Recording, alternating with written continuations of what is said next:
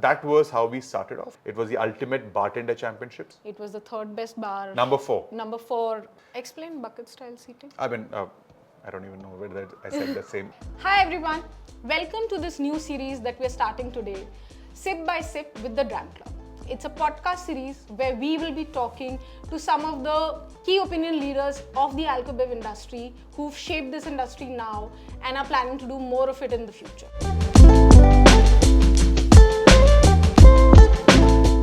In today's episode, we are sitting with Pankaj Balachandran, co-founder of CounterTop India. And at a personal level, Pankaj is the reason I drink cocktails today. Before I met him, I used to not have cocktails. So he's converted me into a cocktail person. And to know more about Pankaj and his journey, over to him. Hi, Swati. Hello. Pankaj, obviously you are a known figure. Everybody knows you. But it will be really helpful if you can tell us a little bit about your early days. How did you start? How did you get into alcobev? A little bit about your journey. For sure. So I'm born and bred, and started my journey with hospitality obviously in Bombay, but I started my early schooling days in Kerala. So I spent most of my life, when I say, okay, now I'm older, so it's not anymore most of my life, but in Kerala, and I did my schooling there. And for my hospitality school, I applied for this. Back in the day, it was a very big deal to write this joint entrance examination for catering college, right? And I was a very studious kid in college, and in school, and even 10th and 12th, I was this front bencher, Right. Good kid who get good grades, class topper style, maybe not class topper. Okay, but then my family and my extended family was very surprised when I wanted to do hospitality, and they were like, oh. And in Kerala, back in the day, everyone was becoming either an engineer or a doctor, and it was a big deal when I said, "Oh, I want to do hotel school." Right. I wrote the entrance examination. I was fortunate enough to get into one of the most prestigious institutes in the country, called IHM Bombay, Dadar Catering College, as rightfully so. And that's where the kind of hospitality journey started. And I think the turning point for me was my exposure that I got in that 3 years. Number one, moving from Kerala, where lived in a small little village called Chennamangalam, beautiful space. But to move into a city like Bombay, which is extremely pole opposites of what I'm exposed to. Right. And then I think the second part was when I got my internship at Jumeirah Beach in Dubai. Okay. And I spent 6 months in Dubai at the beach hotel, Jumeirah Beach Hotel, and I think that kind of really changed my perspective of alcobev as a space which I really wanted to focus on. Right. Till then, I wanted to be a front office manager. Never thought of food and beverage the same way. But I think that entire time that I spent in Jumeirah Beach, I still remember that I used to do a morning shift. So I used to come in early morning at about 7 for breakfast operations, and then extend it till like 7 in the evening. And then I would freshen up and go up to a bar called the Uptown Bar, where the bartender will teach me how to squeeze lime right and how to garnish my mint right and so on and so forth. It was like a very early on education of bartending for a 19-year-old, right? So another thing that I also picked up from there was my love for wines. So my restaurant manager was also a sommelier. So she kind of told me to spend every day an hour inside the wine room. So I would see all of these beautiful labels, which I've obviously never seen before, and start reading about each of these wines. So I think my love for alcobev kind of initiated in Dubai. Right. And once I came back, I applied for a lot of these campus placement interviews and all of that from IHM Bombay, and they were very good at it, at placing people. So everyone got a job.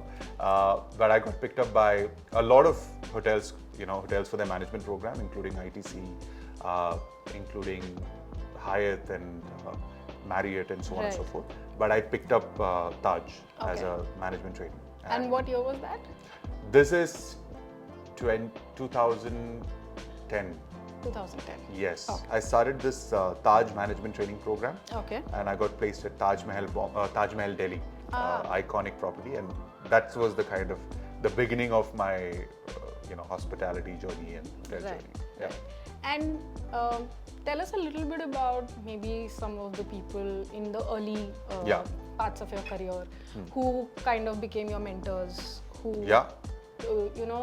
taught you the tricks of trade, how to do things? Like maybe talk to us about one or two people. For sure. So I would say I was very fortunate that when I started my journey, I was a very excited kid to learn, Right. and I wanted to learn. I wanted to kind of. So a few iconic people who kind of really navigated me through this entire journey, starting from Colin, who was the bar manager in this uptown bar. For me, for a kid to kind of come in and say, I want to work in a bar where you're not allowed to go inside Right. because the age factor. Yeah. He kind of started off my career, and my then F&B manager at the Taj, Abnash, I think he was a very, very integral part because he was a very, very difficult person to work with. Right.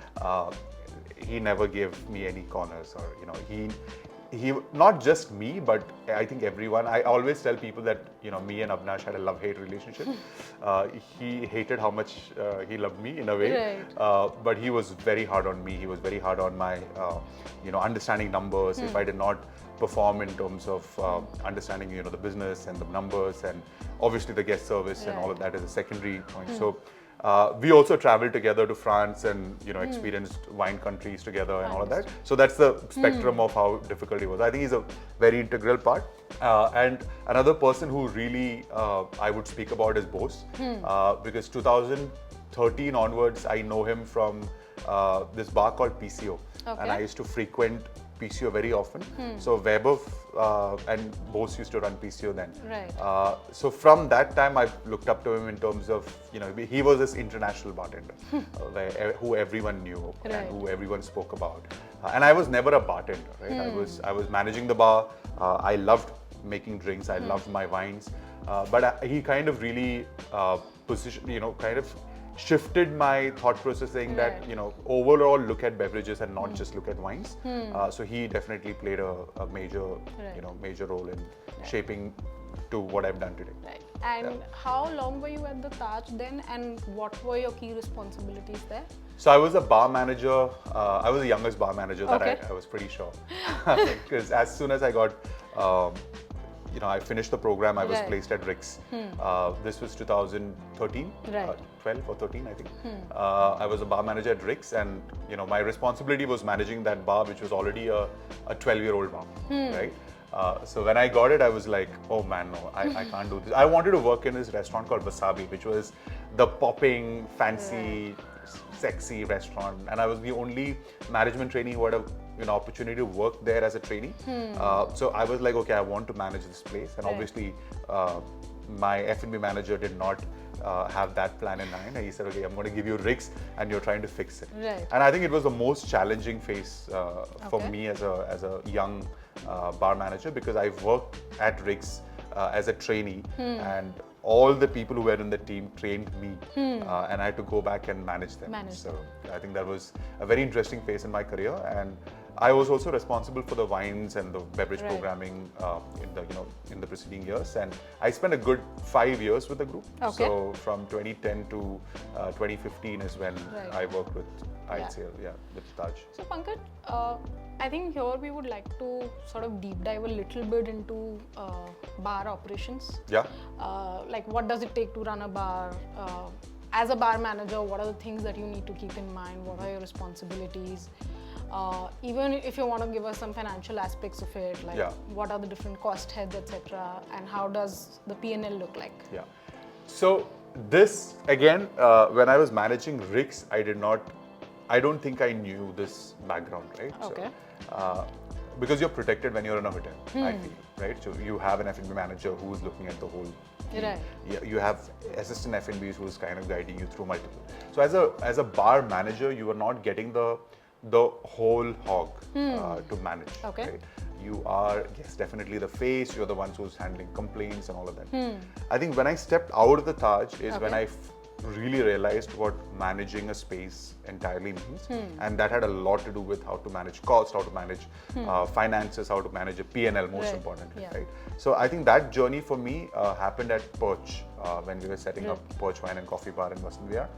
where I was like, okay, there's so many layers of things that you have to manage, including the excise to licensing to ordering to managing that cost sheets, managing the P&L. Right. And you're looking at a business rather than looking at an outlet and managing an outlet, right? Yeah. You're looking at a complete full-fledged business.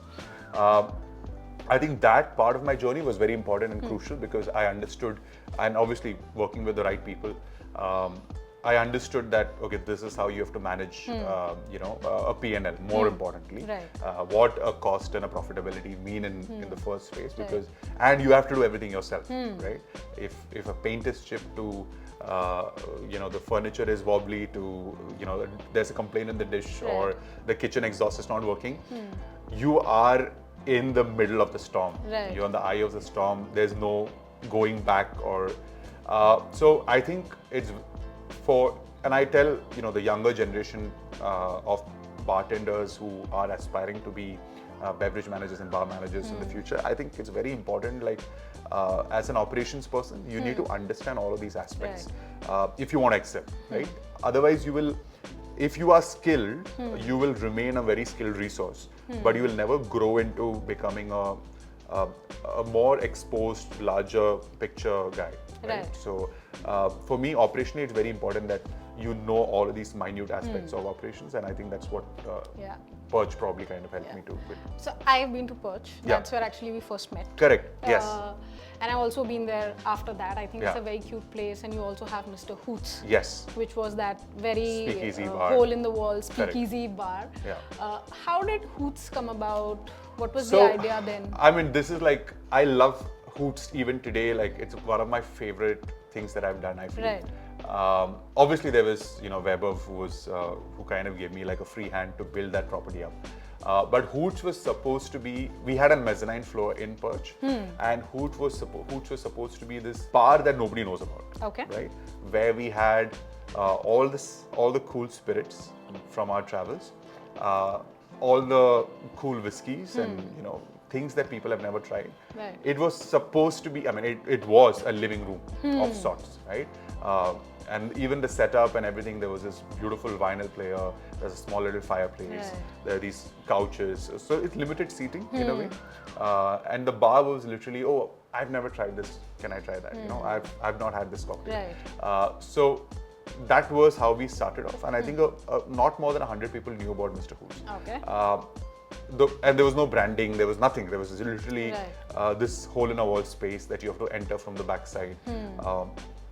But when we kind of did that, I realized that I was spending, and there was no closing time, all right, because the bar did not exist. Yeah. So I was there from 5 o'clock, 4, 5 in the evening till 4, 5 in the morning. Right. And every day, I would see the newspaper guy going for his rounds in Vasant Vihar market. He is segregating the paper every night. Right. And we will keep the place open for even 1 or 2 people. That was the kind of experience that Hoots created, and it was great because I met a lot of friends. I mean, guests who then became friends, and Right. I still hang out with. Right. I think when we revamped Hoots, I think that is when I spoke to Weber, and Bose was also in the room, and I said that, hey, this is what I want to do with Hoots in terms of make it a cocktail-driven space. Right. And not, we will still have your cool little spirits from our travels and all of that, but I want it to be positioned as a cocktail bar. And that's when we increased the seating. Right. If you go to the current Hoots, you will know that there's a lot more seating. There's this huge bucket-style seating, and there are smaller tables.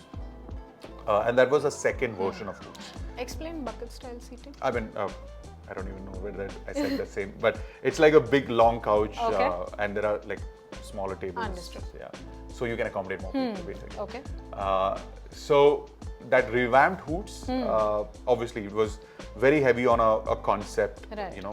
We spoke about a concept, and this is, I think, probably the first time while I was running a space, there was a concept built into the programming. Okay. And there's a lot of learning because Hoots also happened when we were running, and Perch also happened when we were having a consulting company called Barback Collective, right? And Barback Collective, I got to do a lot of projects by Right. myself because the team was quite occupied and I was the only person on ground because Bose was in Singapore that time. Yeah.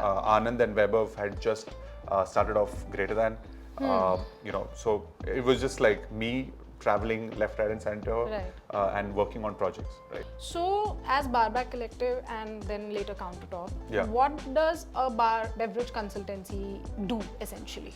All right. So, Barback Collective came about because all of us had our day jobs, and there are four of us, right? So, Right. Anand, who is the founder for Greater Than, Vaibhav, who was then managing Perch and was also a founder at Greater Than, me and Arijit, right? So, four of us, we came together and we realized that, hey, we have our day jobs, and we have certain amount of time with us where we can do cool things, and build bars that we could go and drink at. Okay. Right, and that was the overarching umbrella of what Barback Electric essentially was, because there was hardly any places that you could go and drink at that point of time outside of a hotel. This is 2015. Yeah, 2015, 16. Right. Because you had your PCOs and you had your Hoots and you had a few of them. Right. But if you had to go out and have a structured cocktail across the country, there were hardly any spots. Okay. So we kind of decided that, okay, we will help bars, bring a certain level of service, standards, quality, all of that in play. Right. And we were able to open a bunch of these interesting spots. So essentially what we did as a bar and beverage consultancy was, number one was to help brands set up in India. Okay. And number two was to help bars set up in India. So when I say brands, that time it was working on advocacy programs, working on training programs, working on so on and so forth. And for bars, it was more about how to get the cocktail programming right, how to do their beverage programming right, how to design their bar counters, what the cocktail station should look like, Right. how the entire training program for it would look like. So all of this, right? So that's essentially what we did. And Right. I think my second plug-in for the journey happened because of Barback Collective, because I was then managing this brand called Diplomatico, which is now like become a big gun. But that time it was a importer distributor was getting it in, and I was kind of roped in to do the advocacy for it, and that led to doing a Diplomatico World Tournament competition, and brands saw that, oh, you guys can do competition. So we did the Glenfiddich Most Experimental Bar, bartender. That became another competition that we hosted, and that led to Monkey Shoulder picking up the Ultimate Bartender Championship, which we ran. So this kind of was what Barback Collective essentially did. So these competitions that you talk about, Pankaj, Yeah. can you tell us a little bit more about, like, I mean, I'm assuming every competition is different and has Yeah. a different objective, but let's say you did it for Glenfiddich. Yeah. So what was the competition about? What was the scale of that? See, all of these competition, I think we also had a major role to play in shaping up how that competition would work. Okay. And that is why, Experimental Series was a global initiative, which is the Glenfiddich, because they were releasing these experimental bottles, the IPA and the PX and all of that. So the world's most experimental bartender, I think that was it was called. It was more about pairing a bartender with another artist, Okay. and building a cocktail serve in collaboration. Okay. So kind of, touching two worlds at the same time, right? So these artists could be a tattoo artist or a clothing designer. It could be anything. And we had some really interesting coupling or pairing of talents. Every competition, yes, like you mentioned, is different. I think a brand will have a particular objective on how they want to tap into the market, right? And that is exactly how the competition will be also designed. So with Glenfiddich, they wanted to tap into artists. Because they have a lot of programs when it comes to creativity and arts. And, whereas Monkey Shoulder competition was completely based on bartenders, right? It was the ultimate bartender championship. So every touch point was to celebrate the bartender and the skill set that they have. Right. We have also done one with Botanist, which was a complete foraging experience. So going into the wild, foraging ingredients and creating a cocktail with the foraged ingredients, right? So all of these were very new in India when we launched it. So it was very interesting. So I think a brand will come with a problem statement that, okay, this is how we want to reach the masses or reach the market. And it's like a market. Any cocktail competition is technically a marketing plug, but it could be an interesting marketing plug, right? It can be a great marketing plug. I think UBC, Ultimate Bartender Championship, or Monkey Shoulder has done the maximum amount of marketing to the trade than consumers, right? So everyone got on board the bandwagon of Monkey Shoulder, and it had nothing to do with a cocktail, or it had nothing to do with selling your brand. Right. But people started taking the brand very seriously. As a bartender, taking it very seriously. And that obviously helps in pushing the brand out to consumers. So it becomes like an IP that they... Exactly. Okay. And it works for brands in a very interesting way. Like Diplomatico, same thing, right? To get the word out there, I think cocktail competition is a great way for trade, specifically. You also worked with Monkey Shoulder. Yes. And how long was that? What was that experience? I think that was my favorite experience. It was very hectic because I was I've always juggled two things at the same time. I don't know how it always kind of comes back to me that I will be managing two things at the same time, right? So earlier it was obviously Perch and Barback Collective, and once I moved out of the Perch ops and Hoots ops is when I took on Barback Collective and Monkey, right? Okay. So Monkey Shoulder was essentially a part-time job. It did not look like it for the rest of the world because I was all in. Right. I was like, okay, this is one brand which gets what I want to do. I think, and one of the interesting things with Monkey Shoulder was that they said, hey, here's the brand, this is the marketing plan, and this is the problem statement that we want to be like a fun, cool brand. Do what you want to do with it. Okay. And I'm like, do what you want to do with it. And here's the check for doing what you want to do with it, to spend that money. Right. And I think I've never worked with a brand who's gave me so much freedom to do cool things. And that is the success of Monkey, right? So I joined the brand when it was still a 100 case brand. It was very new. They were just trying to make and they were doing like pop-ups. I think one of my first events with Monkey Shoulder as a consultant was working at Gymkhana, right? And I hated it, right? Because I built this entire cocktail list and everything, and I went there and people were just having whiskey and soda and whiskey and water and whiskey and soda, whiskey and water. And I'm like, man, this is not where we should be. And from there, I think from the time I came on board as a full-time consultant with the brand, like I was doing 15 days a month with Monkey, but I was traveling left, right and center. I was doing as many trainings, as many guest shifts, as many events as possible with the brand.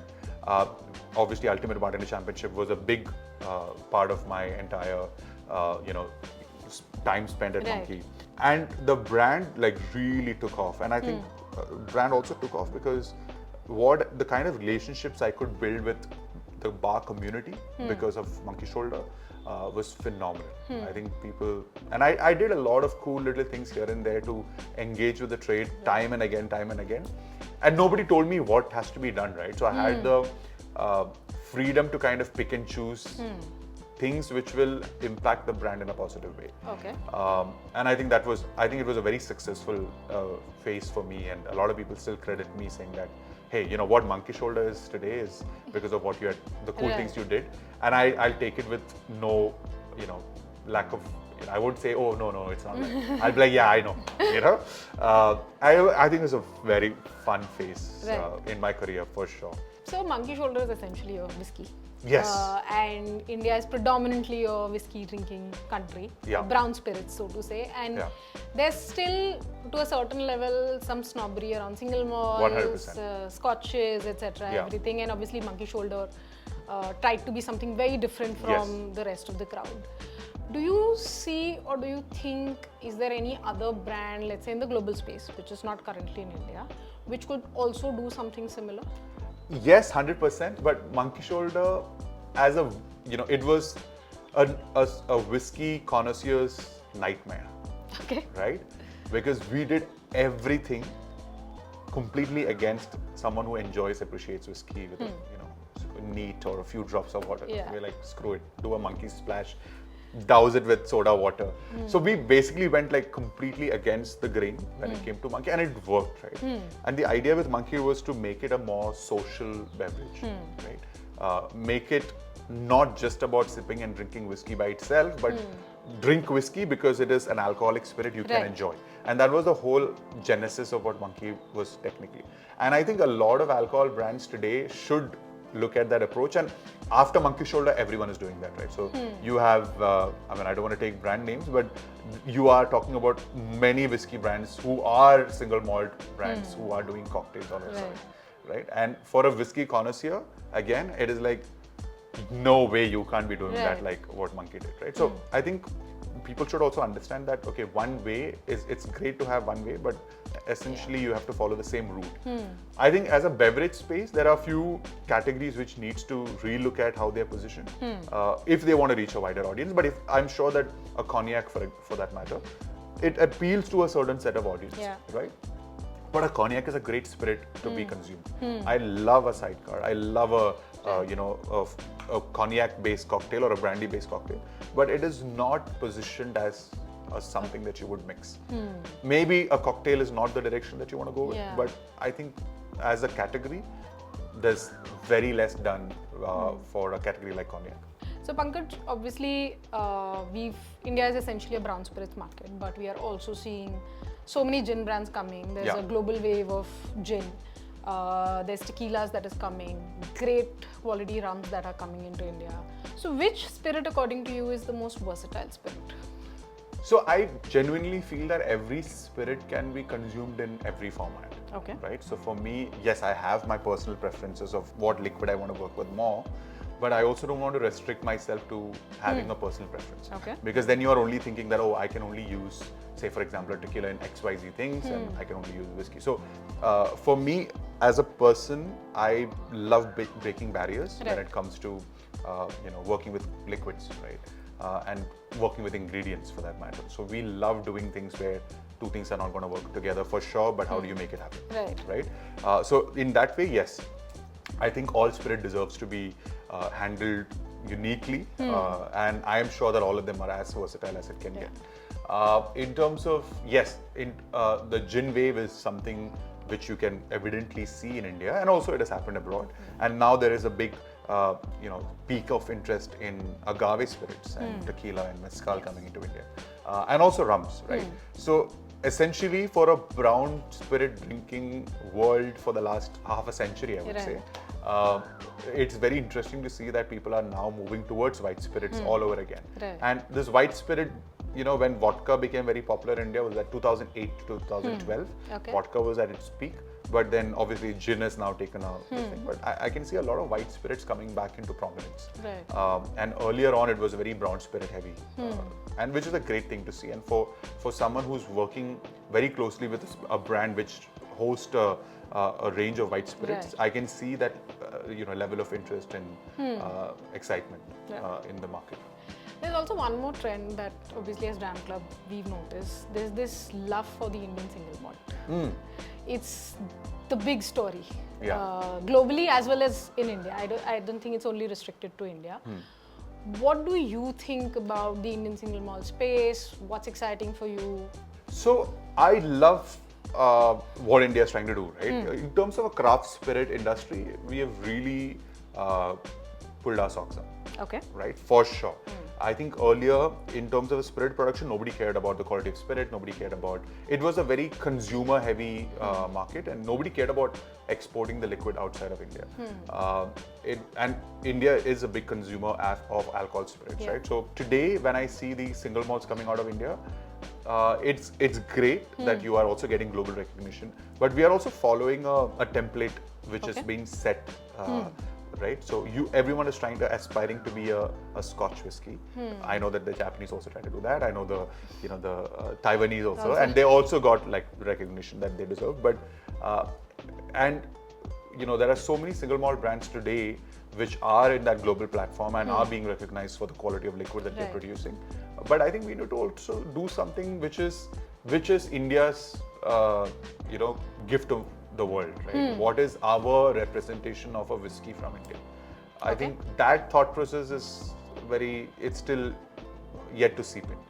So let me pose this challenge to you. Yeah. If tomorrow you had to launch an Indian single malt brand, what would you do that's not being done already?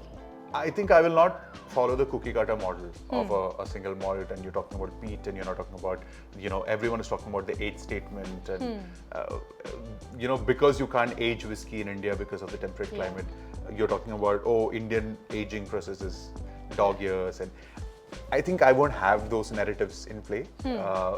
Just focus on, the grain, the liquid, and the production style, and make something which is India's version of a whiskey. Okay. not even a single malt, not even a blended scotch, just a whiskey, what would it look like, right? Without focusing on, oh, but scotch is supposed to be aged for X number of years, so I'll also have to age my whiskey for X number of years. It has to be done using barley, so I'll also have to do barley. You know, I think we are kind of stuck to making sure that it's as close to A Scotch whiskey. as a Scotch whiskey. I think I would not have that narrative play for if I had to launch a single malt. I think, and also because I love cool whiskeys that I can drink. So I would put that cool quotient in to say that, hey, if I had to do a whiskey, it'll be a fun whiskey, which is completely against the grain when it comes to the normal way of looking at whiskeys and the old style of looking at whiskeys. I know you're going to hate me for that statement. Wow. But yeah. No, I think everyone has their own way of Correct. looking at things. And we also stand pretty much for enjoy your whiskey the way you like it. Exactly, right? It doesn't have to be neat. I mean, try it neat so that you know what it is, but then play with it. Correct. So Monkey Shoulder. And then what was next was Tesouro. Yeah, so Monkey Shoulder, I mean, the Tesouro conversation happened. There are a lot of things that happened during that time, I think, and the most important thing that happened during that time was COVID. Yes. Right? 2019 was the peak of my travels, and I was doing Monkey Shoulder. CounterTop was just kind of about round the corner. We were figuring out on pivoting from Barback Collector, because by that time, I think everyone got busy with whatever, like obviously Greater Than took off, and Anand was busy with that, and Perch was expanding. And, I think Bose and I kind of decided to pivot from Barback and do a more. So Barback was all about being in the background. Nobody knew that Barback had done the program and project. So we wanted to be what is it in front, right? So how do you build liquids? How do you build brands? How do you build bars? But now with our footprints very visible when it comes to what we are doing. And that was the birth of CounterTop, right? And that was the birth of everything that followed suit after that. So Monkey Shoulder was still continuing, but when COVID happened, we were in the process of kind of setting up CounterTop and all of that. There was and Bose had moved to Goa already, and I was in Delhi, and I lived in Delhi for all that time. But when COVID happened, it was a sudden realization for me specifically, because we had just, Lakshmi and I just had Neve about a year back. So we were managing a year and a half old kid. And we were, because of COVID and the lockdown and all that, we were stuck in that four walls for almost a good 2.5 months, right? That kind of opened our eyes, right? And I did not want to be in a city anymore. I was thinking about how can I find a space where he can grow up the way I grew up, right? And it was a very important decision, I would say. And I was looking out for an opportunity to jump whenever I can, the first opportunity I got. And I think Bose had found a spot, which was a restaurant which had shut down because of COVID, with Donovan. And he said, hey, there is a space. We have an opportunity to open a bar. Would you want to do it together? And I jumped at that opportunity. I said, yeah, let's do it. Right? Because anyways, CounterTop was being set up. We were already working on projects with CT. And we just packed our bags literally in 2 months. When I look back, the first time this conversation happened was in September. And I lived in Delhi for 12 years by then, with a family, living in a house which we have finally said, okay, this is something that we can kind of look at a long term. And then we just packed our bags in 2 months. I was in Goa. That was December 2020. December 2020, yes, to open Tesouro. And Tesouro was a great chapter in the experiences and learnings and life, I would say, is fantastic. And I was here in Goa, and then so Tesouro was like the first bar that you run independently. Before that, you were consulting bars, you had worked with the Taj, but that was again in the... in a way, the second part of Hoots was also something that I had put together as a founder-operator model. But Tesouro was a lot more involved because there, Tesouro, we had to set up everything from scratch, from building the bar to... So Tesouro was, essentially the first time I had a lot more control of what was being happening. and what has to be done Right. to stay relevant, stay important, Yeah. and all of that. Yeah. I know Tesoro was a hugely successful bar. Yes, it it was was. very, very loved. Yeah. Great cocktails, and not just the community, but I know of friends who are not a part of the Alcobev community in general also have loved the place a lot. So let's get a little bit technical about running Tesoro. Yeah. One, I think what was essentially the vision with Tesoro? What is it that you guys wanted to do? And secondly, operationally, how does the P&L look like? What was it that you guys did differently that you got success? Within, I think, the first year of your operations, it was a hugely successful bar. Correct. So essentially, when we, started off building Tesoro and building the bar, it was just to have a great bar. Right. Great bar, great vibe, great drinks, good people running it. There was no plan for scaling it up to what it became, right? Okay. It's a cool bar that you can hang out at. I mean, it's essentially all of our conversation stems out from the fact that where do I drink in Goa, right? Where would I get a good cocktail in Goa? And I think that time of Goa was very different, right? People are not drinking cocktails the way they are drinking today, right? There is no cocktail program which existed in Goa. The only place that probably was doing a few drinks here and there was either like very disconnected in two different places, so you will never do like you're not driving down for that experience. Right. So we wanted to build a space because Tesoro was in South Goa. It's very far off from where the rest of the world is. We wanted to build a space first to educate consumers on what cocktails can be, right? So when we started off our menu, there was no signature serves which were pushed. It was just getting people used to drinking a well-constructed old-fashioned, a well-constructed Negroni, a well-constructed classic drink, right? And eventually, once we saw that people are obviously enjoying that style of spirit, is when we pushed to phase 2, where it was talking about cocktail program, a menu, in a book format and all of that. So essentially, I think Tesoro, why it became what it became was also the team had a lot of control of how the experience went, and the training that we put together for the team was phenomenal. I think starting from the person who's opening the doors for you, the security guard who's opening a door for you, he was trained to ensure that the welcome is not just hello sir, welcome. He would fist bump you, and he will fist bump you with 100% with his heart. How's the Josh? Yeah, exactly, right? So you are not exposed to that in India, right? A security guard coming and interacting with you in that level was not expected in India. Okay. So I think that is just a starting point, right? So from the servers, how educated and how well informed they were with the menu, the bartenders who were extremely talented with the execution of the drinks. I think all of it played a major role in. Even the three founders, like Donnie and Bose and I, had very different set of things that we added into the mix, right? Whether it be the toast that I used to raise, or the dance evening, random dance evenings by Bose once in a while, and the laugh of Donnie, which kind of echoes the room. It kind of brought everything together and made the space it was. And obviously, it was great drinks. Obviously, it had to happen because we were very focused on building a great drinks program. And people started making the trip, right? What also benefited Tesoro during that time was rest of the world was shut, right? So we were trying to do something really cool and we could show it off. And people would come for it because Goa essentially became that one destination in the country, which was which was a bit more liberal, open. You could go out and not wear a mask, and all of that jazz. So a lot of people from across the country flocked into Goa, and all of them saw what Tesoro was, and it was one of a kind, right? So essentially, that exposure is what got us the success that, 100% we deserved, but at the pace at which we got it, right? Everyone was here, everyone was enjoying the bar, everyone was talking about it. And it kind of spiraled out of control with the things that we could achieve with it. So Pankaj, I didn't talk about the P&L. Yes.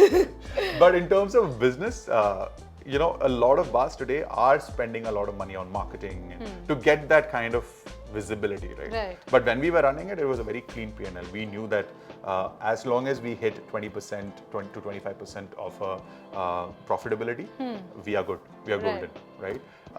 So there were months where it never happened, but usually like you operate with that kind of a model where you're looking at 10% of rental, you 10% of 7 to 8% of HRA, and you kind of have that model in play. Understood. And at the end of the day, it should add up to food and beverage cost is always at 30%, but max 35%. Right. But we also could play around because we work very closely with brands, and the brands would support us, and we could. I think running a bar, a lot of people talk about this 30% rule in running the COGS at 30%. Food and beverage cost is 30%. What we did in the first couple of months was we were never at 30%. So we were bleeding in the first initial months because we were giving away drinks for people to try, right? Okay. If someone is having a base category whiskey, we would tell them, hey, try a Monkey or try XYZ brand, Right. like try a Talisker. If someone was drinking a pouring gin, we'll tell them, oh, try a Hendrix, try a Bombay. I think what we did in those couple of months was very crucial because it's like tasting blood, I would say, right? The moment you taste something of a higher quality, you will never go back as a consumer who is coming back to your venue time and again, right? So we could build a celebrating the spirit, right, format for Right. Tesouro. And though the initial couple of months were difficult because we were giving away a lot of this, the later half of Tesouro, we would see a bottle of Dom being opened every third day. Wow. Right? We would see a Clays Azul being polished off in a night. And that was not Donovan doing it. No, that Okay. was consumers actually buying it, right? Right. And we could see the 1942 going off the shelves in like a day, Okay. right? So how do you build that culture of trying high quality spirits? Right. I think that's what we could build, and obviously that helped us in building a very strong business out of the venue. And I think it's very important as an operator. Right. You need to know that how to get consumers. Great experience comes with great spirits, great vibe, great energy, great space. But that great spirit is also an important conversation. I think you should not go back and say that, I had a ball of a time, but wake up the next morning and see the recheck your bill and say, holy shit, that was an expensive night. Right. So we were able to manage, as we call it, economy of scale. We were able to price expensive stuff at a great price point, Right. and the cheaper stuff at a slightly more expensive price point, so that it kind of balances off. And the most important crucial factor is your top selling drinks, your cash cows, should always be at the lowest, most costings. And I think all of these balances of how we put things together enabled us to do that 20-25% of profitability model with Tesouro. And Tesouro then obviously went on to win a lot of awards. Yes. It was the third best bar. Number 4. Number 4 In bar Asia's in the 50 best Asia's bars. 50 best. Yeah. Which brings me to my question. Yeah. Awards. Obviously 50 best is the most coveted in terms of, I'm assuming, the F&B industry and all of that. Yeah. How does it work out? Do awards really add value to the business, or it's a good marketing and PR story? How do you see that?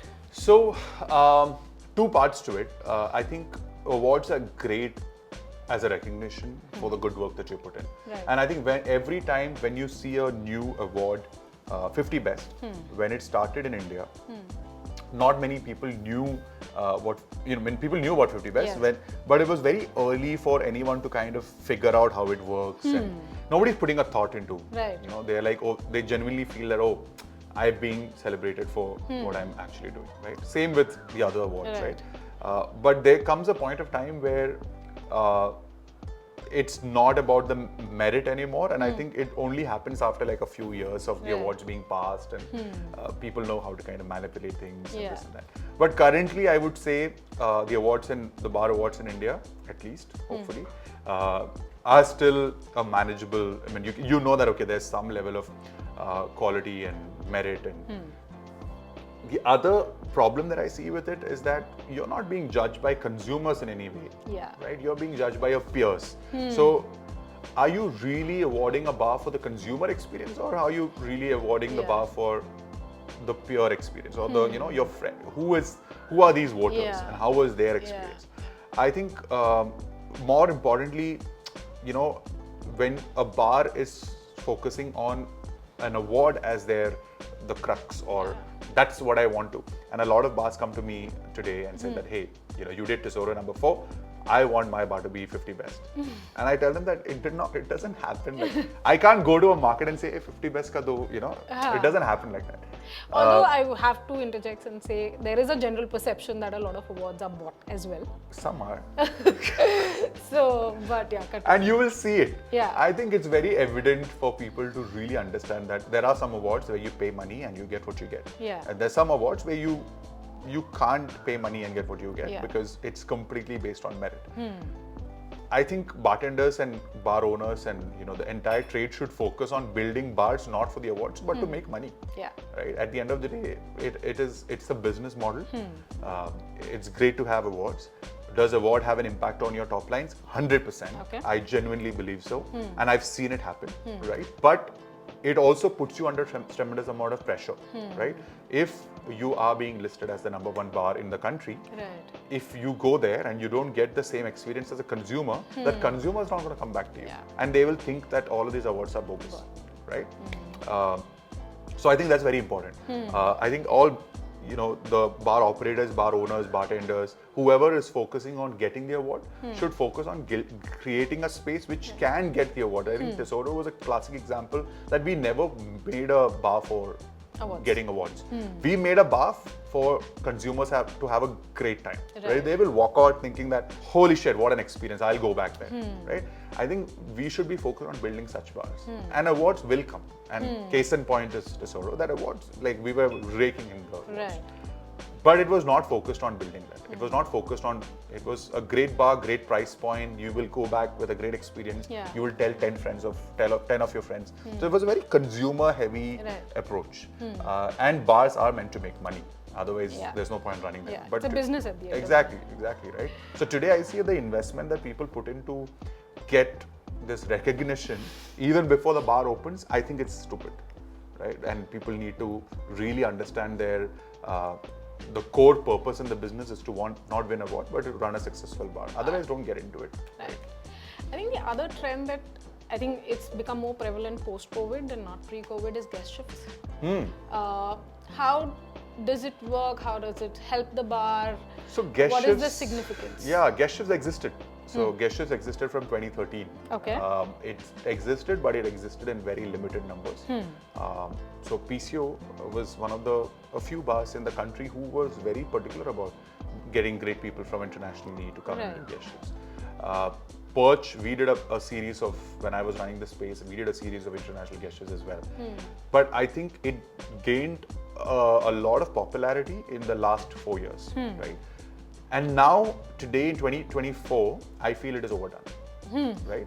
Guest shift has become essentially like a plug for anyone to say that, oh, I'm doing this guest shift, Consumers don't really care about guest shifts, according to me, right? They are coming in for a bar experience, but they never get that bar experience. So I think guest shifts are great, provided you are able to.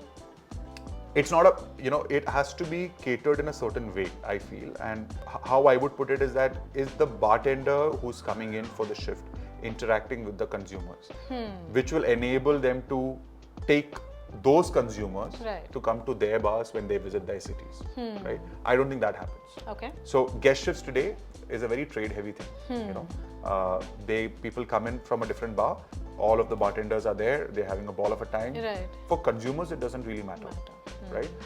But if we are able to, if an international bar is coming in and they are getting to experience that bar the same way that they would experience that bar in a London or a Singapore, with the same quality of the drinks and service, then it is a great plug, right? Because it will enable you to position your bar as a space where you are showcasing that experience. But not many people think like that. I think guest shifts today is just a checkbox. Oh, I am a bar, I have a good bartender, I need to do a guest shift. But I think that thought process has to change. So now guest shift is just like everyone is doing it, so I'll also do it. Yeah. And I think that's a very wrong way of looking at shifts. Right. So Tesouro, unfortunately, is not Tesouro anymore. Yeah. It shut down for. It's still Tesouro. Yeah, I'm just saying. I mean, you're not a part of it anymore. Yes, fair. But tell us, let's say if you were to crystallize your learning of running that bar successfully in 3 tips. Yeah. Because a lot of people, like Barney said, we should open up a bar, like from How I Met Your Mother, he said Yeah. it, and everybody aspires to open it someday. Yeah.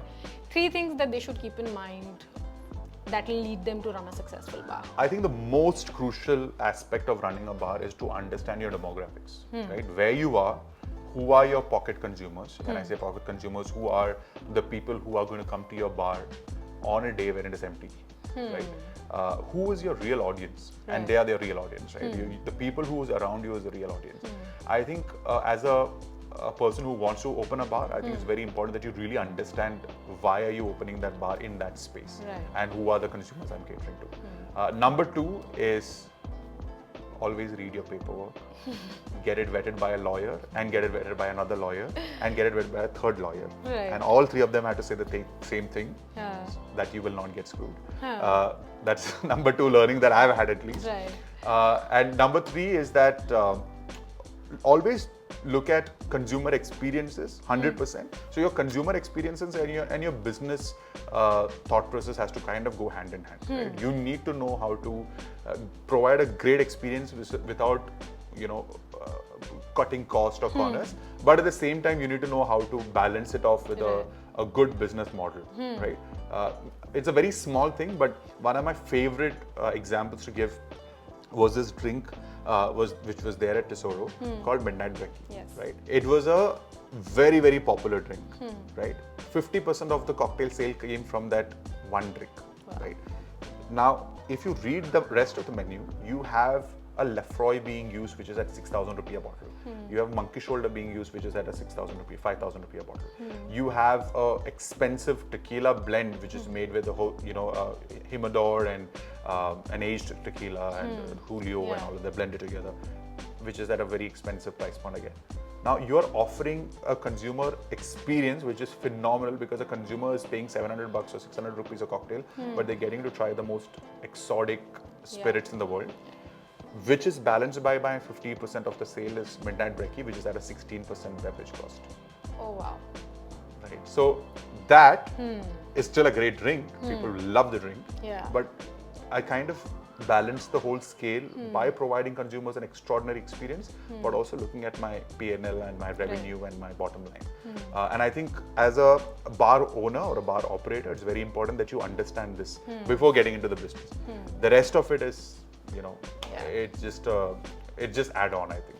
I think to understand how to run the models and how to run the business effectively, identifying who are your real consumers and catering to them, more importantly, and get a lawyer.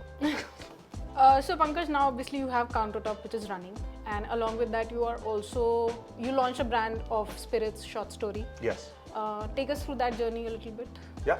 So I think one of the most interesting things that happened with CounterTop specifically was the fact that a service company got invested into by a brand or a company, right? I think it's unheard of. And obviously we made I felt the dues that was owed types. Yeah. But I think with CounterTop, obviously Bose has moved on from CounterTop now. So it's like a big team of highly skilled people looking up for what's next and what's new, and that's what we're going to build.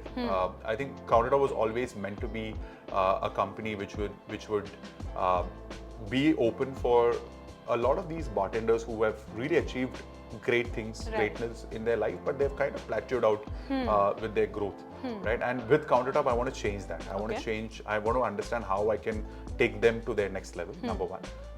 Number two is to build more great bars, and programs and bar programs across the country, and also to work with a lot more with brands, with their advocacy programs, with their trainings and events, and I think we are on the right track, and hopefully we'll make a few millions by the end of the next couple of years. Hopefully, touch wood.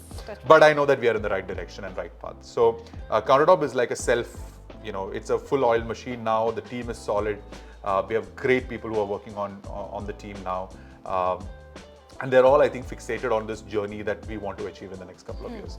Short Story was exactly the same time. So I was handling when I moved into Third Eye Distillery as a lead for Short Story. I think it was one of the most exciting journeys because I always knew the the marketing and advocacy side of things when it came to Monkey Shoulder. But this was the first time where I was also involved in the liquid production. Okay.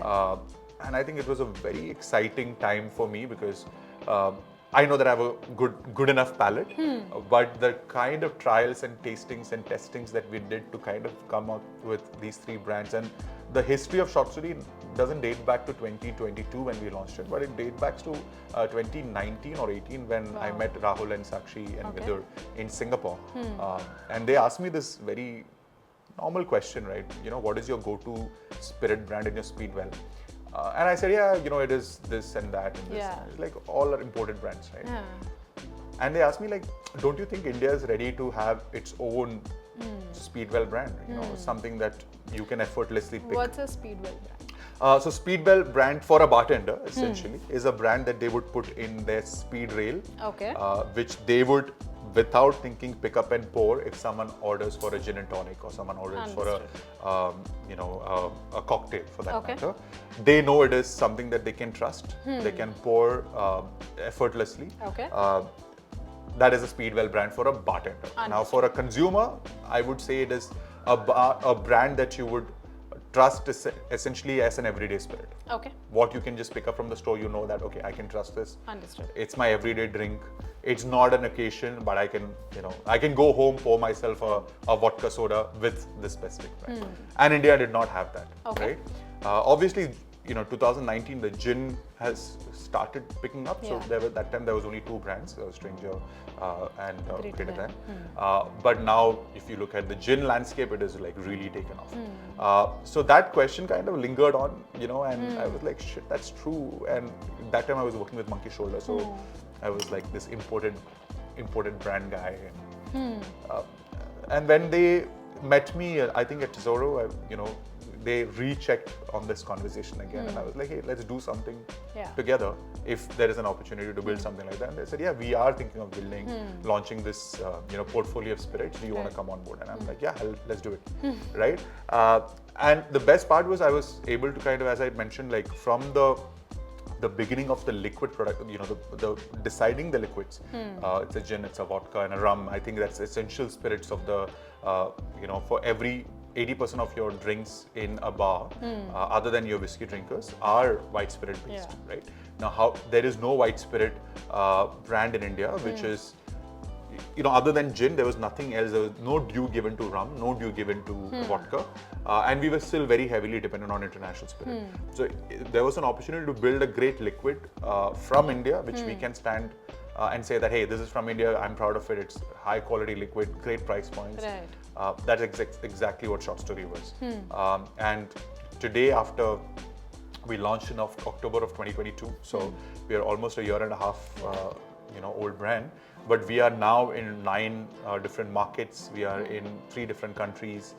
I think no brand has scaled the way Short Story has scaled. The way we kind of approach new markets, open new markets, different bars, the top bars of the country, whether it be, Bombay Canteen or Pedro or Home or talk about Bandra Bond or any of them are pouring Short Story in their speedwells. So for me to see the brand take off and reach the heights that it has reached today, it's a big win.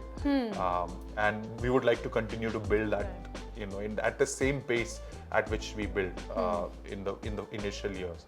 And now slowly Singapore opening up. One of the top bars in Singapore, Sega House, has it in their speedwell, making drinks with it. And Bangkok has opened up, and Thailand as a whole has opened up, and more new countries too in the fold. But essentially, with Short Story, the idea was the problem area was, what is the go-to spirit brand from India, which can cater to 80% of your cocktail menus and also your consumer demands on a day-to-day drinking basis, was to focus on India, right? So that is why we are now very heavily expanded within the country, and international was like, okay, we have the wings to go international, but we will still try to build India first and have a very strong hold in the country. So Short Story is a brand of 3 spirits. Yeah. There's a gin, there's a vodka, and there's a rum, and Yeah. all 3 are white spirits. Correct. Now tell me something. I would understand the white rum and the vodka, but there are already so many gins. Yeah. Why would you add a gin to it? So I think this is where the portfolio game comes into play, right? Okay. It's easier for me as a brand to now say that, hey, I've got a gin, which is any which way selling in your bars, Right. but I also have vodka and a rum. Okay. I think that was the vodka and a rum is a plug for a space which did not exist. Okay. Right, and the white rum of Short Story is also a very different style of white rum. We are exposed to your typical Spanish style rums, whereas the Short Story is a blend of an English style rum, a French style rum, and a Spanish style rum.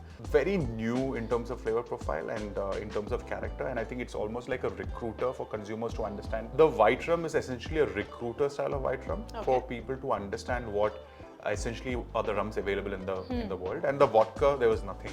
It was a proper plug for a space which nobody was playing in. With the gin, what Short Story gin was essentially a true to style London dry style gin, right?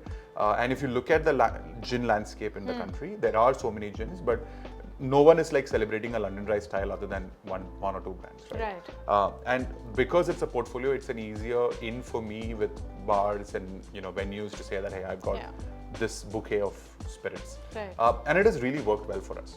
If you look at the whole breakdown of all the 3 spirits, and obviously gin, because of the gin wave, still performs really well, but vodka has also like superseded the gin numbers in certain markets, right? Rum, there's a lot more education required, I would say, because it's still a very young market. Specifically, like spaces, people think about rum and think about winters. So we need to change that perspective. It's supposed to be a white rum, is supposed to be a everyday drinking spirit. It's a tropical spirit. It's easy, it's refreshing. So that education is what we are trying to kind of focusing on to build, so that consumers understand that rum is not just a sipping spirit or a winter spirit. It can be consumed throughout the year. So for our viewers, if you could tell us or elaborate a little bit on what exactly is a London dry gin. Okay, so London dry gin is very traditional style of making gin. Right. It is. It need not be produced in London, not the name. It's just that it has to be heavy on the 2 core botanicals, which is juniper and citrus, right? So the juniper has to shine through and the citrus has to shine through.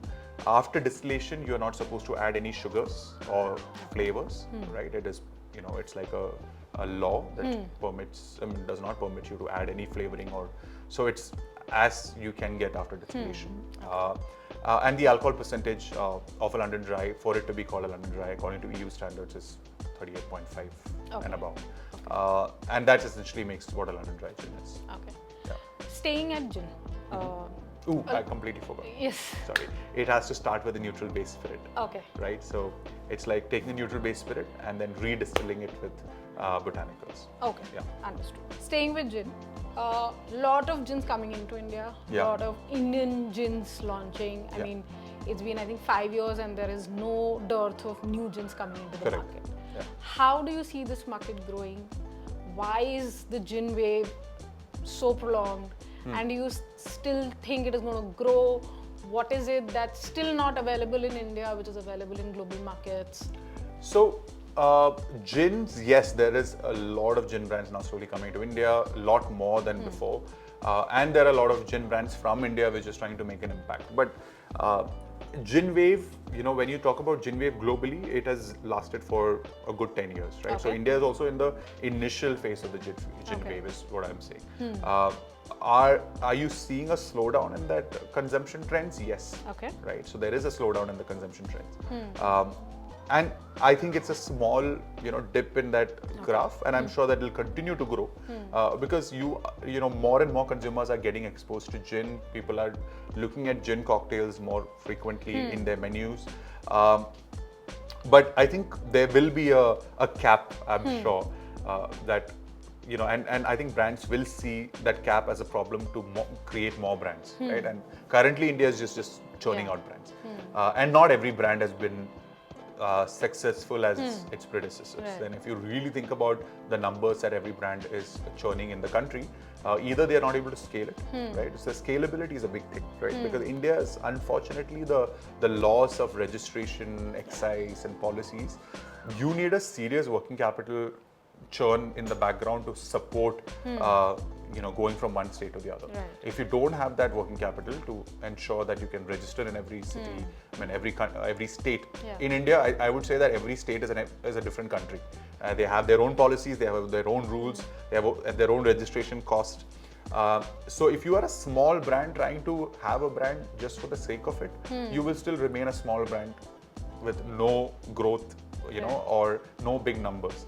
And if you are serious about it, then obviously you have a serious amount of working capital parked aside to make that happen, right? So you will see a lot of brands kind of stagnated in the current market, right? Yeah. And you will see some brands which are aggressive and pushing. You'll also see a lot of consolidation happening, right? So bigger brands are looking at these craft spirits and saying that, okay, I'm going to pick this and you're going to pick that. Yeah. And you have already seen that happen in the past couple of... Diageo has invested into Correct. Hapusa and now Spirits. Yes, and then there is, I think, Tilak Nagar who has invested into Samsara and so on and so forth, right? And you will see a lot of these consolidation happen. At the end of all of this, I don't know how many brands are going to really thrive and survive. And if more people are thinking of building more brands in the coming years, it's going to get only difficult for them to kind of make a mark and make an impact. Because I don't know, there is a slowdown in the gin wave. Okay. It's not that it is still powering through the same way it kind of powered through maybe 2 years back, right? Also, people are looking at, yes, there was this, during COVID time, there was this collection spree. Oh, I'm going to collect this gin, I want to collect that gin. But people are now traveling internationally. And that collection is now moving into not coming to Goa and picking up a gin, but the collection is happening from, I went to, duty free.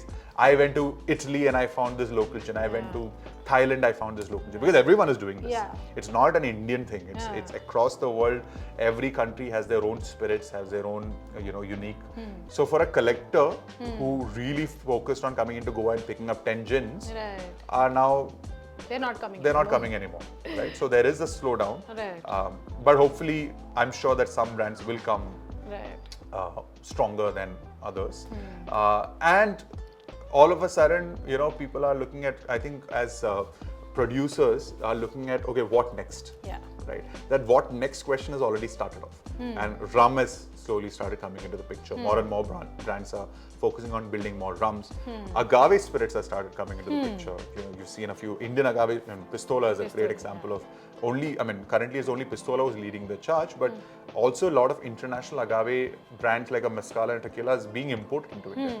So I think overall the spirit scene has evolved and it is going at a great pace, but I don't know how far the gin wave is going to last because I can see that slowdown slowly happening. All right. Yeah. Right.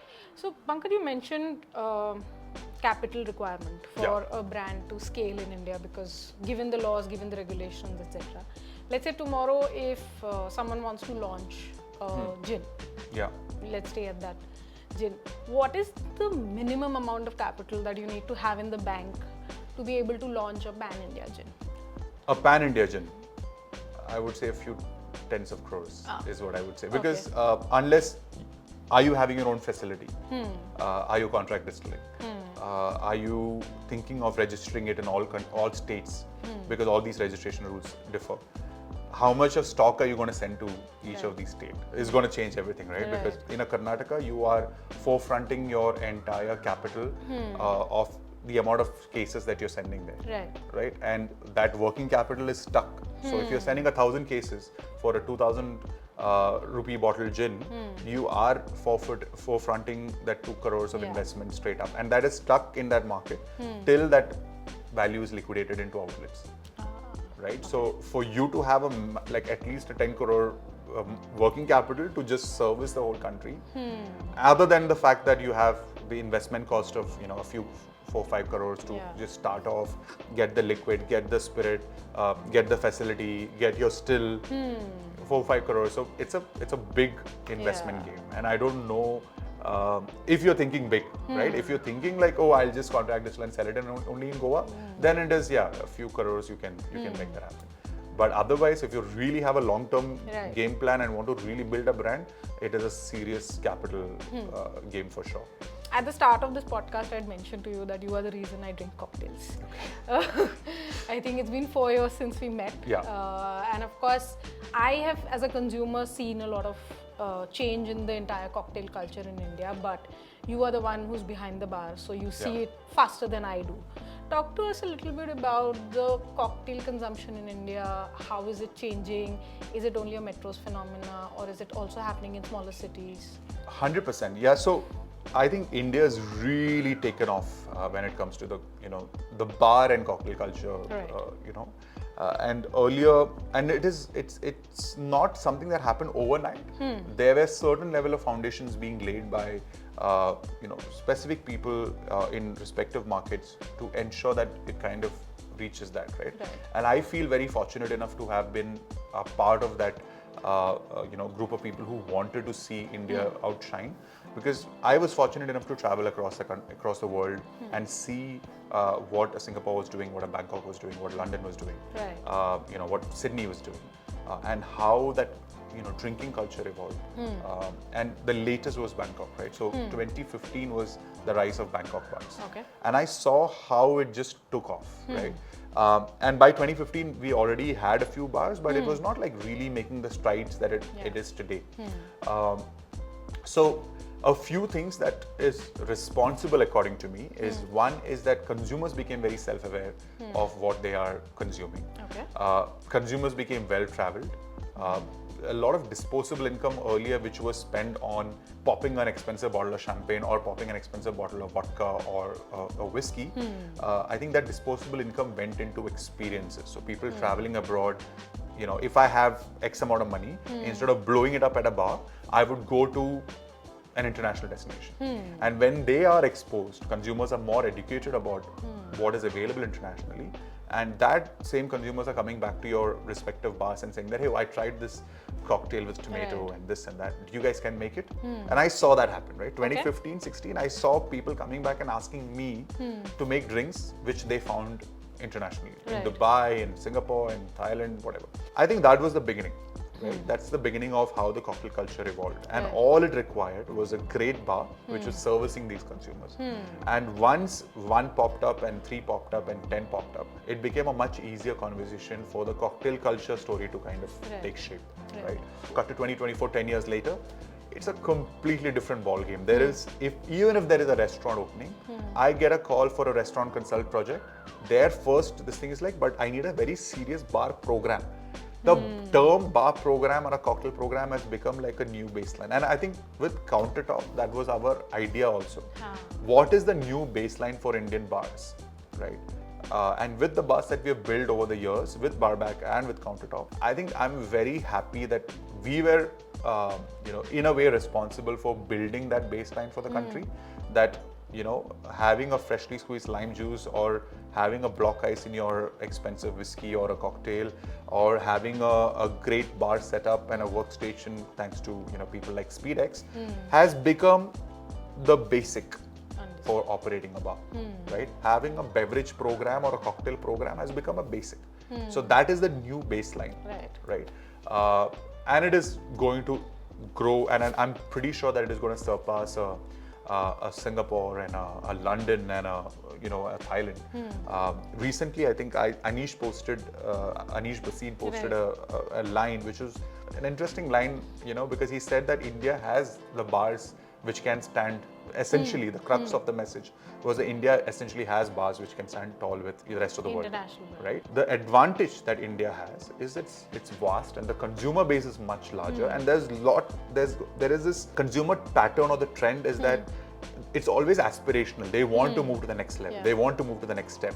Whereas in a Singapore, which is a small little bubble, and a Bangkok, which is a small little city bubble, we have 5-6 cities which are moving into that space. And it is not a metro phenomenon. As you can clearly see that 2020 Goa became that hub, right? Which is, and a back and beyond of Goa. Right? In Kolva, I mean, like nobody knows that, people were coming for well-constructed cocktails. You're thinking about Pune, which is becoming essentially a very important market for great cocktail bars. You're thinking about Jaipur, it was never a bar destination. It was great architecture. But today you can go there and go hop 4 cocktail bars. So this is slowly rooting into the other smaller parts of the country, and I think it's excellent to see.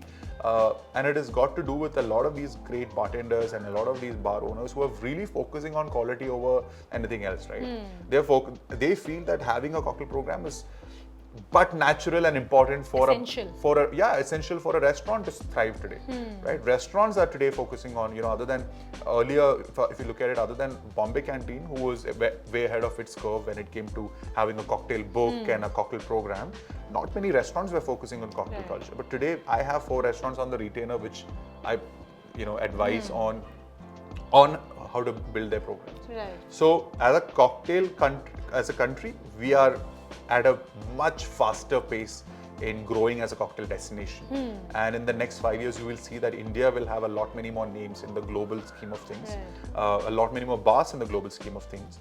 And it's the best time, or it's a golden era for Indian bars and Indian bartenders. So I think it's just the right time for sure. So Pankaj, you mentioned about Sydney, London, Singapore, Bangkok. What do you think the Indian cocktail culture or the Indian bar scene still doesn't have to be best in class? No, so I feel that we are already in the trajectory to be the best in class. I think a lot more focus has to be done internally with bar operations. And our cleanliness, hygiene aspect of things, how to keep the bar clean, how to maintain the back fridges. Right. It is not maybe evident to consumer, but it is a very essential part which we still need to. I think as a culturally, we are not very good at clean as you go concept, right? And you will see a dirty bar station once in a while. I mean, most often than it should. I think those are the small things that we should focus on to be the best in class. If you're talking about best in class, hospitality for us comes from birth, right? We are, I think, the most hospitable people in the world. Right. So we have got that check mark covered. I think we were still grappling with how to create a vibe, how to create, which comes effortlessly for a lot many more bars internationally, because we are still trying to do this permutations and combinations of, if I do this kind of music, will it work? Or if I do this kind of an energy, will it work? I think those small little touch points need to be, and it is very essential touch points, will become more prominent when you are looking at a global stage and a global conversation. I think otherwise, in terms of an offering, we are no less, and unfortunately, we also don't have access to too many good quality spirits, right? We don't have access to a Jamaican style rum other than 1 or 2 brands, like Plantation is one of them, right? We don't have access to some great styles of liqueurs and Amaros and vermouths and all of that. So that is another small part which is kind of probably not pushing us forward. It's an external factor. But internally, I think more bartenders and bar owners should look inward and see how they can improve their systems. Right. Whether it be systems of service, whether it be systems of order taking, whether it be systems of communication, enabling. I think a lot of bartenders operate as bartenders and they don't have the ability to converse even with consumers because they're kind of shunted away from doing that. But I think giving them the stage and giving them the opportunity to kind of own the show and you will see that in a lot of international bars, right?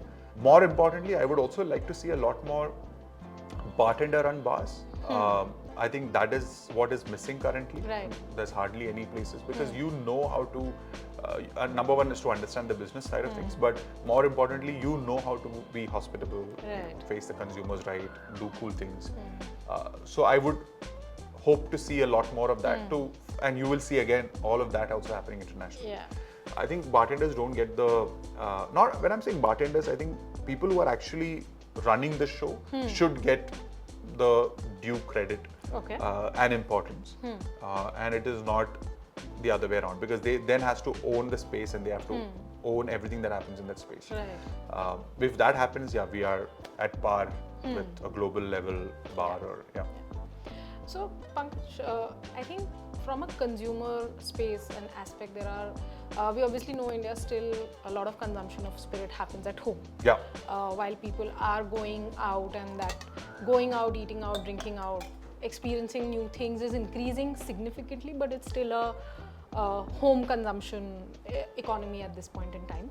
And what COVID saw was also a lot of people becoming mixologists at home, watching videos and making cocktails at home. So tell me how different and it is for someone to come in a bar and experience a cocktail versus trying to make something that they've seen online, and even if they're sticking to the recipe, like how much of a difference it is. I mean, it is. It's great to see that. You're right. It's like small talk. I don't want to say anything controversial, but it's great to see people making an effort and all of that. Right. It's like home chefs, right? There are a lot of chefs who are technically cooking great food at home, but are called chefs. I think if they take that skill set and go run with it, then it's a different story. I know that a few home chefs who's like become actual chefs because now they're running venues and establishments, and if they figure out a way to make money off it by what they show online, kudos to them. I have all my respect for people who have figured out a way to make money out of being in front of a camera and building a liquid for a larger consumer audience. So there are two ways to look at it. One is, yes, in bars, everyone is now a mixologist, which I think is really stupid to call yourself a mixologist. Because you're, at the end of the day, you're working with ingredients to put something together which is palatable and tasty, and you will have multiple of. I think people who are home bartenders, it's great to be a home bartender. I also am a home bartender to make drinks for myself. But running a bar and working in a bar is a completely different thing. So as long as they don't cross over that path and say that, oh, I'm going to do a guest shift, but I'm a home bartender. If you're not running a bar day in and day out, putting that effort, putting that churn, and for me that is a problem, right? And it is a completely different ball game, right? To run a bar on a day-to-day basis is not as glamorous as it looks. It's hard work. It's a lot of planning, a lot of effort. You are on your feet through and through. You are creating extraordinary drinks on a day-to-day basis for consumers to appreciate. So it's a very different ball game. And it is great to have these home mixologists as well, because you are also increasing the bandwidth of people who are now exposed to drinking cocktails. It's a great thing to see that more and more people are exposed to it, and they will eventually come to your bars and come try these drinks or whatever. But can they be mixed? I don't think so. It's a disconnect for me. Understood. The other aspect of Pankaj running bars is obviously everyone invests in influencers and influencer marketing. They call people and then they start talking about. Obviously, influencer marketing is a huge. It's one of the new channels of marketing for various brands. How does it work for bars? Does it actually even work for bars? I think, there are some key decision makers / influencers who do exist, right, for bars. But I genuinely feel like instead of just having someone hired as an influencer for an event to cover, put social media posts, but who are not really speaking to the consumer audience that you have to speak to, it's a stupid move, right? It's not going to take you anywhere. So you have to really identify, there are individuals who are influencers who are specifically catering to who people follow to understand what's new. Where should I go next? Where should I go to and have this particular drink or dish, right? There are people like that. But are bars identifying these individuals? I don't think so. They just do a blanket, oh, I will hire this person because he's got X number of followers. This person because he's got X number of followers. But they're speaking to a very different audience. Are they really speaking to the bar audience? I don't think so, right? So maybe there is an influencer who is at a 5,000 following, but all those 5,000 following is following that person because he posts content on food and beverage. Right? So to identify this is very important. I think one of the examples that I would take of someone who's done a very strong influencer marketing game recently, and I think it was extraordinary, was Papas. Right? So what Papas essentially did was I won't know whether it's an influence, but they identified these individuals who are influential in the space of food and beverage, who are change drivers and decision makers, who are followed by people who want to go and experience experience restaurants and bars. And Papa's invited these guys for a meal, saying, don't kill me, Yash, but friends and family meal, right? But it was very key individuals also, Okay. right? These are, yes, friends as well. Like even because CounterTop was also involved in that project, even when it comes to drinks program. But they identify these key individuals and said that, hey, come and dine, experience with us. You are close enough. You're a close-knit group. So you will also not, if things go wrong, you will tell us that, oh, this was wrong, this was right. And these are the right audience, right? They knew that they had a great drinks program. They knew they had a phenomenal food program. They knew it. But they still communicated it in a way that, hey, if try it as an experience and give us your feedback. And they did it for like almost a month. So Okay. they had a bunch of people coming and experiencing this menu every week, two or three seatings every week, 12 people. So that's about touch point of about 100. Right. What it did essentially was it got the team to get in the habit of consumer behavior and service and speed at service, problem Right. solving, right? And they got these guys to experience the food and beverage menu, and they said, hey, don't talk about it because we are still trying and testing. Right. The day the first post went up about the opening of Papa's, everyone clicked pictures. Everyone, Right. everyone had these memories of coming and experiencing the meal before the bar opened up. The day it got posted, there was a frenzy of social media posts on Instagram and Facebook, and everyone wanted to say that, oh, I also went there for that secret meal Right. before. Right.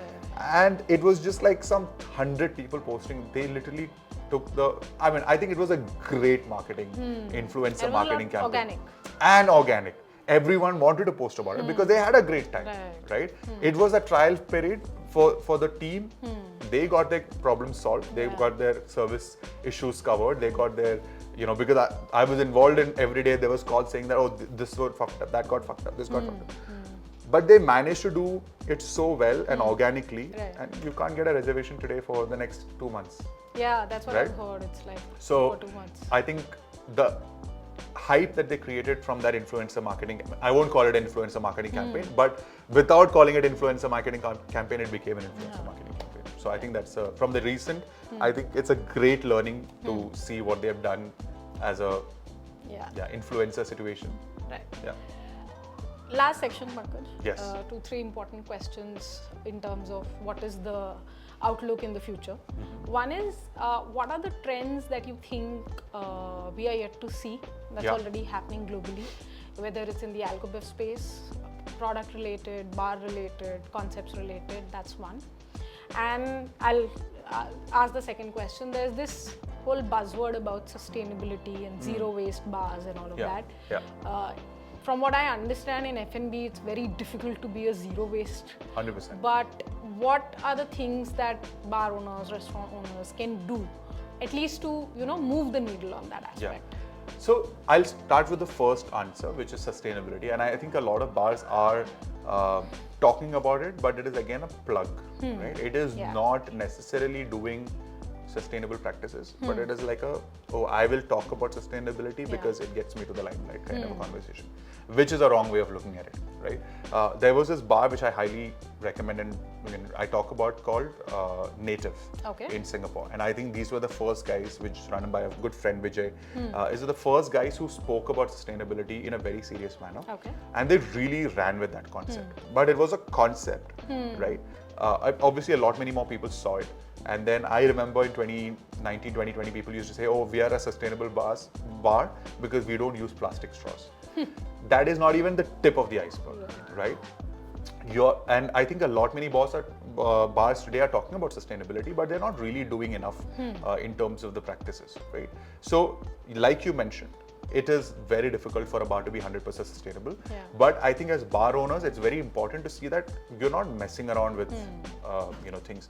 When you call yourself a sustainable bar and then you use a sous vide machine and you use vacuum pack and put it in a vacuum pack and throw that vacuum pack away, in the plastic bag away, you are not a sustainable bar. Right? So you've contradicted your statement before you even said that statement. Right? So I think it has to come to the crux of what you are essentially doing. You have to take it a little more seriously, other than not just saying that, oh, I'm reusing my lime to make a stock, right? That's the classic thing that today. Are you composting, right? That's a larger question to ask. Are you working with independent farmers to get your produce from? That's the second question to ask, right? So things like this, if you are saying that you're sustainable and getting your stuff from Delfinos, you're not sustainable, because there is a plastic packaging. You are buying from a supermarket which has got 3 middlemen in between. Yeah. So you're not really doing your part, right? So I think number one, it is very difficult to be a sustainable bar in the country because of how things are. Yeah. It's in internationally, there's a lot more avenues to be a more attuned to nature and attuned to practices which are sustainable. But I don't think it's not that easy in India. But if someone is making a stride and calling themselves sustainable bar, I think if you really look at it, you will find the loopholes in it, right? We also want to work on a project which is slightly more, we don't want to call it a sustainable bar, but you are, in terms of your practices and your day-to-day operations, you are mindful of how you are operating, you're mindful of the ingredients, you're mindful of how waste happens, right? I think a lot more bars should focus on being mindful when it comes to sustainability, but not really talk about it. I think it's like Fight Club. You don't talk about Fight Club, right? It's great to have, but not to talk about. And what's your outlook on the entire alcohol space? This is a great time of, as I mentioned, right? India is on a upward trajectory. It's booming. It's killing it. But we are yet to see a lot more things like, are we really looking at just the spirits? Are we looking at liqueurs? Are we looking at modifiers? Do we have everything a bar requires to operate? And are we still dependent on global giants and international spirit makers to cater to that question, right? Do we have something of our own? You have Chartreuse, which is a very popular herbal liqueur from France. You have your Amaros, which is from Italy. What is India, which is a land of spices and herbs, and people talk about India as a golden land of all of this, but we have not figured out a way around building all of these liquids, right? What is our version of, you speak about Rajasthan Royal liqueurs, which existed back in the day, which was essentially the recipe of family recipes, royal family. Why is that and not in the global scheme of things? Why is something like a Feni or a Mahua, which is regional spirits, which are now getting more and more better in terms of quality, why are we not positioning them in the global aspect, right? So India is a long way to go. Right now, what we are playing is what is easy and what is the lowest hanging fruit. What is the lowest hanging fruit? Oh yeah, there's a gin which we import, but we can make it here. There is a whiskey that we import, but we can make it here. But these are all lowest hanging fruits. When are we saying that, hey, I make this specific liquid in India, which is a craft, technically a craft spirit, right? A Mahua and a Feni. Why are we not putting them on global stages, right? That is one aspect of where we should be headed, we should be focusing on. Like wines, again, these are all lowest, I would say lowest hanging fruits, right? And secondly, like, how do we make ourselves a self-sustained model where we produce what we need to build great bars and great, access to great liquids for the bar does not really depend on international players. How do we build something of that ecosystem? I think, Pankaj, that was food for thought for a lot of budding entrepreneurs, because alcobev as a space is growing and very attractive. People are wanting new ideas in terms of what they want to do. So thank you for that. Before we wrap up, we have a quick rapid fire session with you. Yes. Okay. All right. Tell us your top 5 gins. 5? Yes. We'll do 3. Okay, we'll do 3, but you cannot include Short Story and Stranger. Oh, Shaiza. Okay, my favorite gin is Tanqueray number 10. I love for martinis, and I also love a good Hendrix. And I also love Sipsman. And top 3 whiskies, you cannot include Monkey Shoulder. All right. Okay. Or Glenfiddich for that matter. All right, I think Toki. Okay. I love Toki. I also love a good Bushmill as an Irish everyday. And I love Lafroy. Lafroy, okay. And your favorite spirit to make cocktails with? Tequila. That I know. So that brings us to the end of this podcast, Pankaj. Thank you so much for your time. Thank you. It was a pleasure talking to you, as always. And yeah, I look forward to seeing what people have to say about it. Super. Thank you so much. Thank you. Thank you. Pleasure. Bye. Cheers.